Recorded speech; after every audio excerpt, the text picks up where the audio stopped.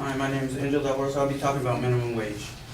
The main topic is raising the minimum wage would benefit our society. I have three main points. One is minimum wage will help people get out of the poverty level. And the second point is it will help low-paid employees obtain a decent salary so they can support their family. And third, it will help the economy become stronger. My first point is by increasing minimum wage. Right now, the minimum wage is around $10 in some parts of the country, and other parts of the country is below that. They want to increase it to $12 because the poverty level is below $12. For an adult with 3 children, for poverty level, it's around $12. Anything below that, it's like just by themselves, it's like $5 to be poverty level considered.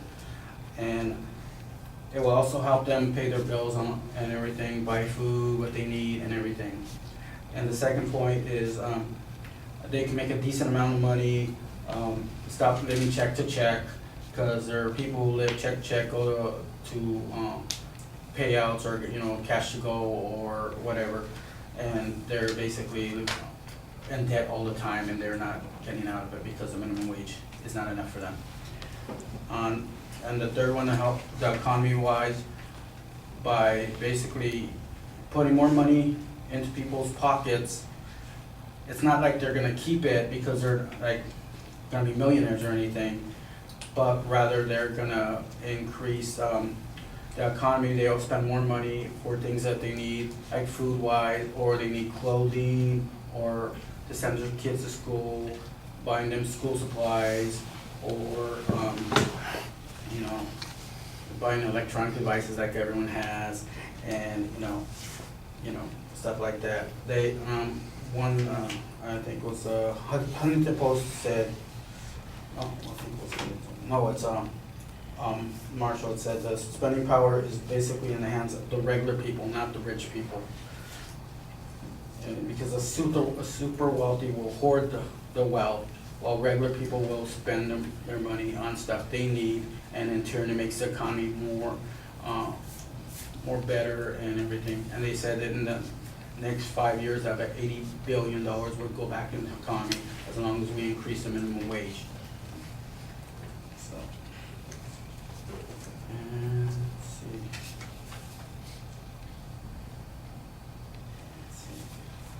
So those are my 3 points. In conclusion, I'm saying that increasing minimum wage will help, not only help people get out of the poverty level, but also help people obtain goods and everything so they can, support themselves, support their families, and help our economy get a stronger base from this failing economy that we're in right now.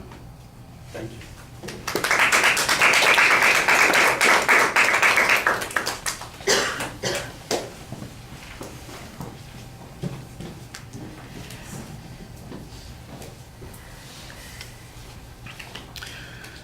Angel, the proposition's clear. I thought that you laid out the structure pretty well at the beginning of the speech.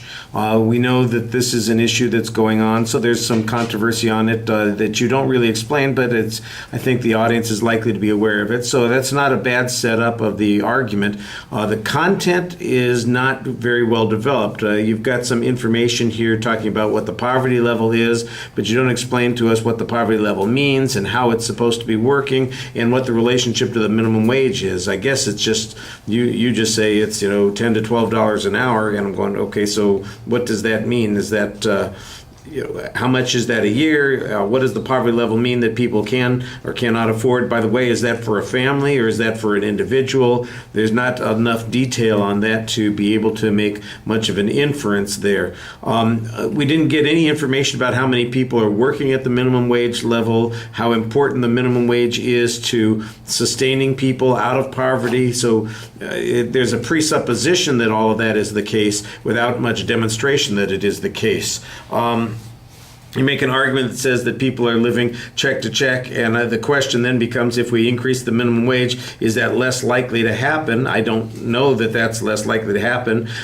You in fact suggest that the money would be spent, which is how we're going to get an economic benefit. So they're still going to be spending the money. There might be some question about lowering some debt, but that's very speculative. I didn't hear any sources on that. I didn't hear any explanation about why that would be the case. I thought that was a little bit problematic. On the third point, where you're talking about how the money's going to end up in people's pockets and then they'll spend it on a variety of stuff, there's an argument that says the super rich are hoarding this money, and I don't have much evidence on that, but even if there is evidence on that, why is that a negative effect on the economy? It makes it sound like there's a limited amount of resources out there. I think there's an argument there's a presupposition built in here that is a little bit problematic.